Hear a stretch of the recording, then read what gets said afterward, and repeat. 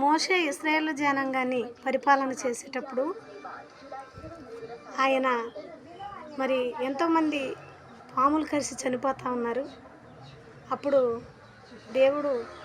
దేవునితో మోషే అడిగాడు, ఏమనంటే, ప్రభువా, వీళ్ళు పాములు కరిచి చనిపోతున్నారని అడిగినప్పుడు మోషేతో దేవుడు ఏమని చెప్పాడంటే, చక్కని మాట చెప్పాడు. ఏది, ఒక సర్పాన్ని తయారు చేసి ఒక స్తంభం మీద పెట్టమని చెప్పాడు. అప్పుడు ఆ సర్పాన్ని తయారు చేసి స్తంభం మీద పెట్టినప్పుడు ఎవరైతే పాము అయితే కరుస్తుందో వాళ్ళు వచ్చి ఆ సర్పాన్ని, ఆ విగ్రహమైనటువంటి సర్పాన్ని చూసి బ్రతుకుతున్నారని ప్రభు వాక్యం చెప్తా ఉంది.